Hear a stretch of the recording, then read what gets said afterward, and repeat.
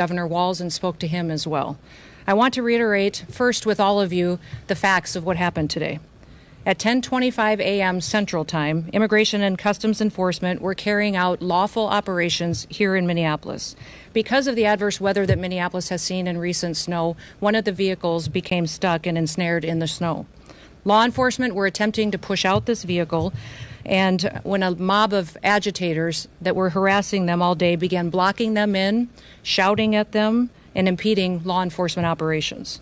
ICE officers and agents approached the vehicle of the individual in question, who was blocking the officers in with her vehicle, and she had been stalking and impeding their work all throughout the day.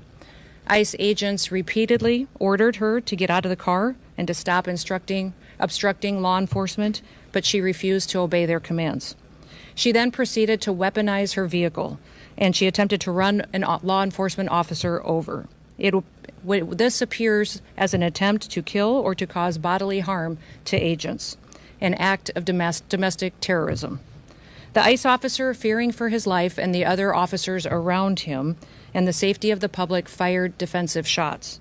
He used his training to save his own life and that of his colleagues.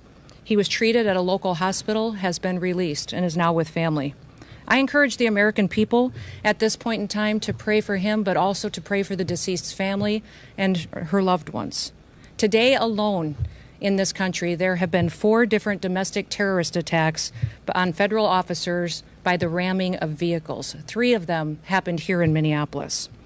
We've seen over 100 of these vehicle rammings happen in just recent weeks, and this must stop. ICE alone is facing a 1,300% increase in assaults against them and an 8,000% increase in death threats against all of them.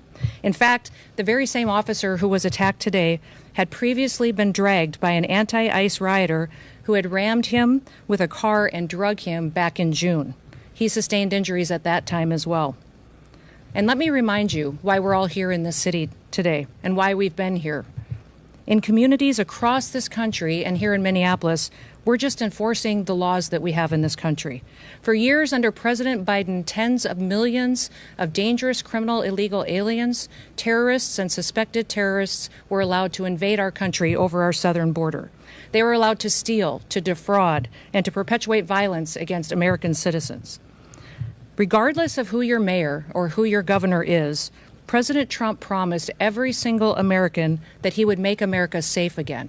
He promised every single American that he would work to protect them from dangerous criminals. Since Governor Walz has been in charge of Minnesota, we have seen homicides go up by over 50%. That's also during Mayor Frye's tenure as well. Since President Trump took office, Governor Walz has released over 470 violent criminals back onto the streets here in Minneapolis. He has another 680 of them still within his jurisdiction that he could give to us today to face the consequences for their crimes. Because Governor Walz and Mayor Frye refuse to protect Minnesotans, and instead they protect these criminals, that's why we are here. And we didn't just show up yesterday, we've always been here. But we're surging operations because of the dangerous situation we see in this country and because we're no longer going to allow illegal criminals to damage and harm, to kill, to sexually abuse, to proliferate drugs, and to steal American taxpayers' dollars. This state has faced unprecedented immigration fraud. It's seen unprecedented benefit fraud. Individuals were allowed to come into this country and set up fake companies and fake nonprofits and divert billions of dollars away from American citizens and those vulnerable citizens who truly needed the services from those programs. This city has burned before, and your mayor and your governor let it happen. President Trump is not going to let that happen. He and our federal law enforcement officers are here to bring peace and to bring public safety and to ensure that criminal activity is stopped and that people who perpetuate it will face consequences. Since we have been here in recent weeks, we have arrested over 1,500 criminals off of the streets. Our law enforcement has arrested murderers, known and suspected terrorists, child pedophiles, and other brutal criminals that were protected here in this city. We should all work together to protect our citizens. We should all protect the men and the women and the families who live here in Minneapolis, who live in Minnesota, and live throughout this entire country. I want to thank you for being here, and I want to thank you for focusing on the important work that our federal officers do and make sure that we're focused on the priorities of this country, and that's making sure that we're keeping people safe. With that, I'll take any questions that you may have. Secretary Noem, Mayor Fry called the claims of self-defense BS. How do you respond to that?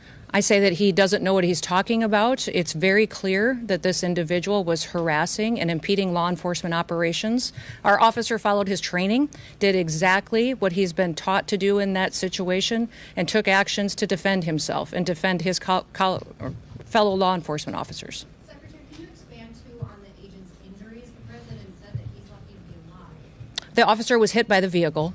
She hit him. He went to the hospital. A doctor did treat him. He has been released, but he's going to spend some time with his family.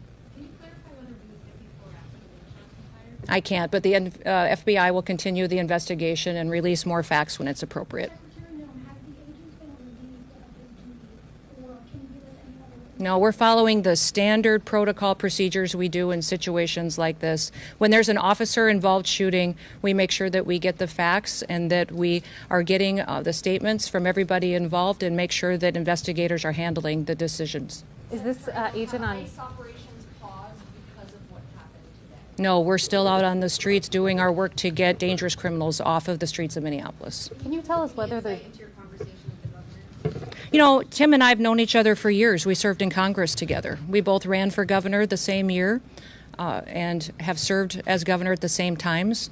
So we were colleagues, and we discussed what happened here today. We have two very different viewpoints of it. I talked specifically about the fact that we have laws. They need to be enforced. He knows that I believe sanctuary policies have protected criminals and placed a priority of them over the citizens that live here, and he knows we'll continue to do our work, and I encouraged him to work with us. We've never had a cooperative arrangement with law enforcement here. Whenever we've done investigations, whenever we've done police work, when we've been doing what we can to bring people to justice for the crimes that they commit, we haven't had the cooperation of the state of Minnesota or the city police here under the mayor's direction.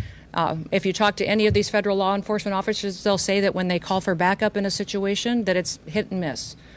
They were grateful today that the police chief and local law enforcement showed up at the scene and helped secure it to make sure that nobody was harmed and that the FBI could do their work. But I would encourage them to work with us, that we could form a partnership that would make sure that individuals have the opportunity to have a safe Minneapolis. Secretary Noem, the governor. Over here. Do you stand behind the use of force, and will any of those use of force guidelines be altered or changed in the future? You know, it's clearly established law that a vehicle driven by a person and used to harm someone is a deadly weapon. Deadly force is perfectly lawful when a threat is faced by a weapon. So I do believe that this officer used his training in this situation, and we'll let the FBI continue the investigation to get it resolved. So just to be clear, did the shooting happen before or after the vehicle hit the officer? I know you keep asking that, but that doesn't mean that the FBI is going to give you an answer today. Well, There just will be trying an to figure out the investigation. We want to clarity. make sure that it's factual. What I would ask is that as we go forward from here today, that we all remember that our job is to have peaceful discussions. I'd encourage our local law enforcement and state law enforcement to work with us. We are going to continue to operate here in Minneapolis and in the state of Minnesota to make sure we're going after dangerous criminals. One of the key focuses that we've had here is a focus on individuals who are sexual predators and are involved in child exploitation. When I was just here yesterday, we arrested individuals who were charged with criminal assault and sexual assault and people that exploited children. Why would you want to keep them on your streets? President Trump has promised to go after the worst of the worst, and that's exactly what we're doing in Minneapolis. By not working with us, Governor Walz and Mayor Fry are putting those criminals and prioritizing them over our children and our grandchildren. Governor Walz said that he has not been given any heads up when there is going to be And that's a simply federal not true. He enforcement said that to operation. me on the phone, too, so I'll get him the documentation that he needs so that he knows that we would love to coordinate with him.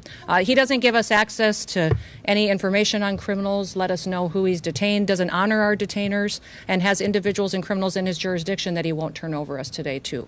Is there body camera Yes. footage available? The officer involved today was once before ran by a vehicle. Can you explain the difference between that instance and today? Was a firearm discharged then? If not, what was the big difference? I won't speak to that case right now, but we can get you the details and the information on that. But the facts of the matter is he's an experienced officer. He's been in situations like this before, and he certainly has been out there and followed his training today. Given the threat of vehicle encounters, are you going to change the way ICE agents People need to stop using their vehicles as weapons. Are you going to change the training This for domestic act officers of to help terrorism them to face use your this? vehicle to try to kill law enforcement officers is going to stop. And I'm asking the Department of Justice to prosecute it as domestic terrorism because it's clear that it's being coordinated. People are being trained and told how to use their vehicles to impede law enforcement operations and then to run over anybody who gets in their way while they go out there and try to disrupt peace and public safety. And Americans deserve better. Are agents being trained differently? Like the National Guard.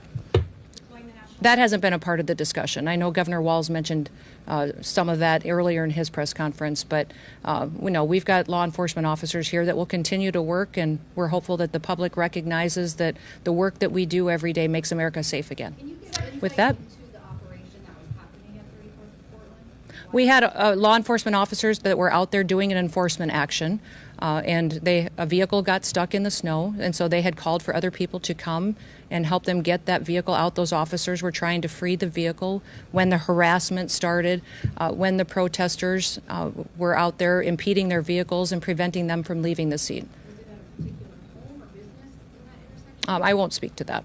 Was it on the crime that person maybe committed that you were going after? You mentioned sexual crime. Okay. Well, body camera footage of your release. I will let the FBI decide.